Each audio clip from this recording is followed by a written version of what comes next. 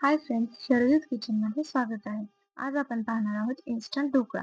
त्यासाठी प्रीमिक्स तयार करून ठेवला आहे. ढोकळा बनवण्यासाठी पूर्वतयारी करून ठेवावी लागते. तर मी इथे पीठ चाळून घेतलेलं आहे. ज्या भांड्यामध्ये ढोकळा बनवायचा आहे त्याला तेल लावून घ्यावे. जेव्हा मी प्रीमिक्स तयार केलं होतं तेव्हा मी पीठ चाळून ठेवलेलं होतं. पण ढोकळा बनवायला घेताना पुन्हा एकदा पीठ चाळून घ्या, कारण त्यात सायट्रिक ऍसिड आणि साखर हे आंबट-गोड पदार्थांचं कॉम्बिनेशन असल्यामुळे पिठाच्या गुठळ्या होऊ शकतात. जसं की तुम्ही बघू शकता आता चाळणीमध्ये थोड्या प्रमाणात गुठळ्या दिसत आहेत. व्हिडिओमध्ये दाखवल्याप्रमाणे तुम्ही बघू शकता एका भांड्यामध्ये 2 वाटी प्रेमिक्स घेतलेला आहे. त्यात चिमूटभर हळद टाकून मी सगळं मिक्स करून घेते. मला कमेंट्समध्ये नक्की सांगा तुम्ही कुठून हा व्हिडिओ पाहत आहात. बॅटर तयार करताना 2 वाटी प्रेमिक्ससाठी 1.25 वाटी पाणी लागलेलं आहे. इथे वेळ घालवत बसायचं नाहीये, कारण बॅटरमध्ये असलेला सोडा वेळ लागल्यानंतर डिॲक्टिव्हेट होतो, ज्यामुळे आपला ढोकळा फुगत नाही. त्यासाठी आपल्याला बॅटर लवकर फेटून घ्यायचं आहे. व्हिडिओमध्ये दाखवल्याप्रमाणे बॅटर तयार करण्यासाठी 1 वाटी पाणी मोजून घेतलेलं आहे. थोडं पाणी टाकून बॅटर फेटून घेत आहे, जेणेकरून गुठळ्या होणार नाही. अजून थोडं पाणी लागणारच आहे. परत पाणी टाकून मी घेत आहे. बॅटरमध्ये 1 पळी तेल टाकून घेत आहे.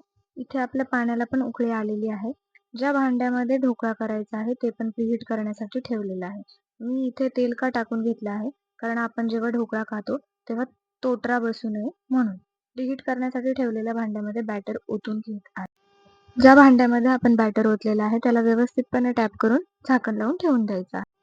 त्या कढईवर एक परात पण झाकून घ्यायची आहे, जेणेकरून कुठूनही वाफ जाणार नाही. 15 मिनिटसाठी आपल्याला ताट झाकून ठेवायचं आहे. 15 मिनिट झालेले आहेत.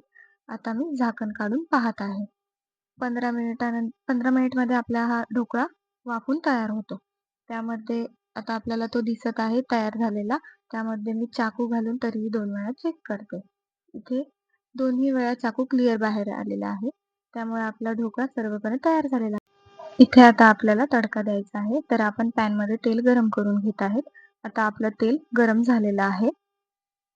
तेल गरम झालेलं आहे हे चेक करण्यासाठी मी थोडीशी जिरे मोहरी टाकून घेते. जिरे मोहरी थोडीशी तडतडलेली आहे, म्हणजे आपलं तेल गरम झालेलं आहे. जिरे मोहरी आता तडतडलेली आहे, त्यामुळे त्यात मी आता हिंग टाकून घेते. आणि त्यानंतर आता मी हिरवी मिरची आणि कढीपत्ता पॅनमध्ये टाकून घेत आहे, छान परतवण्यासाठी. गाईज, मी नवीन यूट्यूबर आहे, तर प्लीज मला फॉलो करा, शेअर करा, सबस्क्राईब करा आणि प्लीज मला सपोर्ट करा. आणि आजच माझे 100 सबस्क्रायबर झाले आहेत आणि पुढच्या जर्नीमध्ये तुम्ही प्लीज माझ्यासोबत राहा आणि माझा प्रोग्रेस तुमच्यामुळे वाढू द्या. आता आपण जे तयार केलेलं मिश्रण आहे त्याला छान उकळी येऊन द्यायची आहे. तेलात जास्त परतवायचं आहे.